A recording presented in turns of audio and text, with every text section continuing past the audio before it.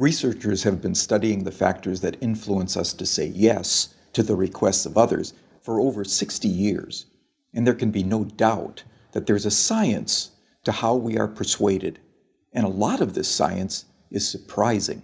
When making a decision, it would be nice to think that people consider all the available information in order to guide their thinking, but the reality is very often different. In the increasingly overloaded lives we lead, more than ever, we need shortcuts or rules of thumb to guide our decision-making. My own research has identified just 6 of these shortcuts as universals that guide human behavior. They are reciprocity, scarcity, authority, consistency, liking, and consensus. Understanding these shortcuts and employing them in an ethical manner can significantly increase the chances that someone will be persuaded by your request. Let's take a closer look at each in turn. So, the first universal principle of influence is reciprocity. Simply put, people are obliged to give back to others the form of behavior, gift, or service that they have received first. If a friend invites you to their party, there's an obligation for you to invite them to a future party you are hosting. If a colleague does you a favor, then you owe that colleague a favor. And in the context of a social obligation, people are more likely to say yes to those that they owe. One of the best demonstrations of the principle of reciprocation comes from a series of studies conducted in restaurants. So the last time you visit a restaurant, there's a good chance that the waiter or waitress will have given you a gift, probably at about the same time that they bring your bill. A liqueur perhaps, or a fortune cookie, or perhaps a simple mint. So here's the question. Does the giving of a mint have any influence over how much tip you're going to leave them? Most people will say no, but that mint can make a surprising difference. In the study, giving diners a single mint at the end of their meal typically increased tips by around 3%. Interestingly, if the gift is doubled and 2 mints are provided, tips don't double. They quadruple, a 14% increase in tips.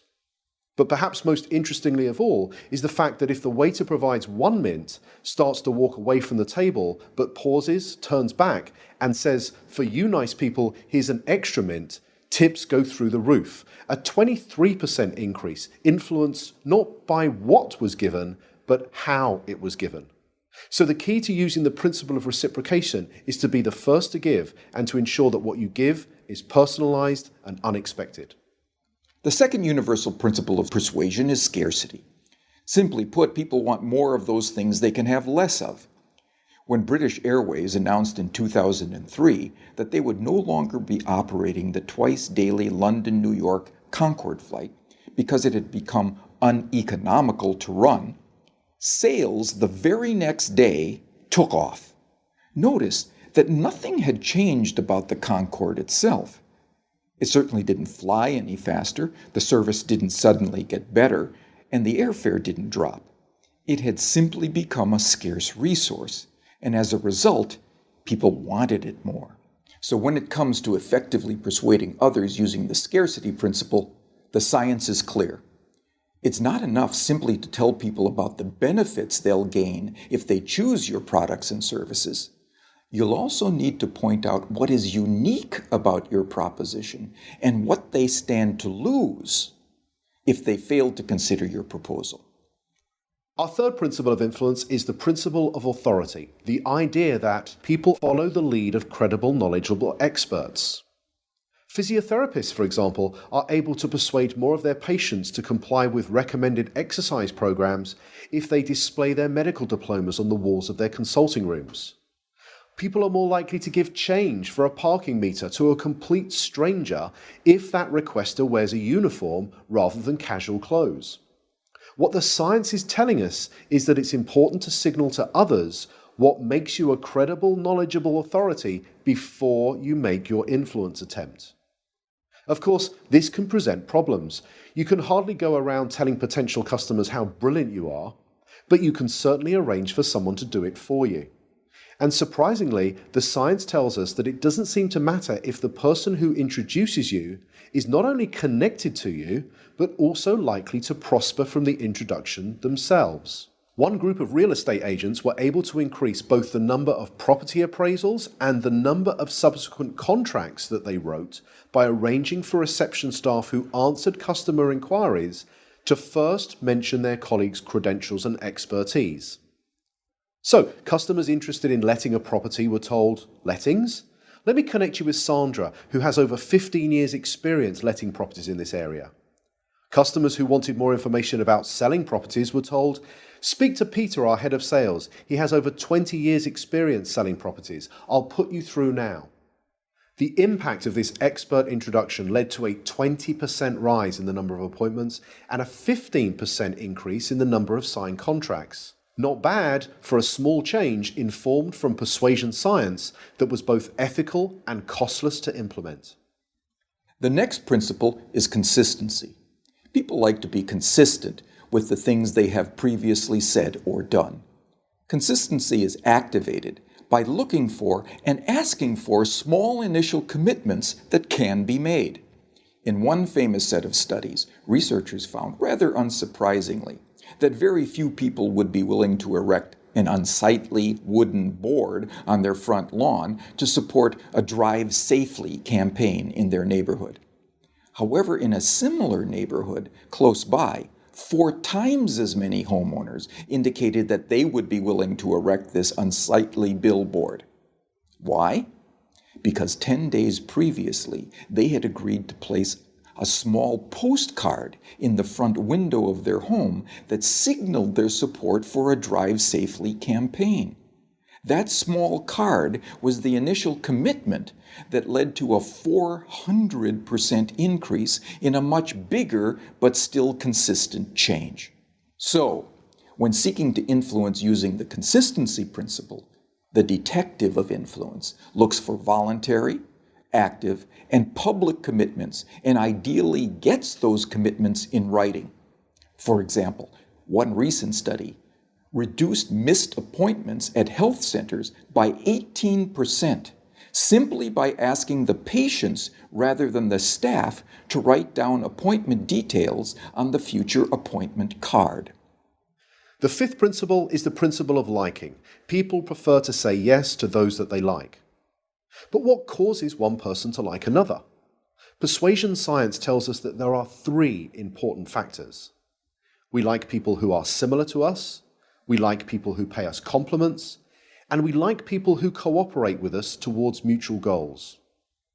As more and more of the interactions that we are having take place online, it might be worth asking whether these factors can be employed effectively in, let's say, online negotiations.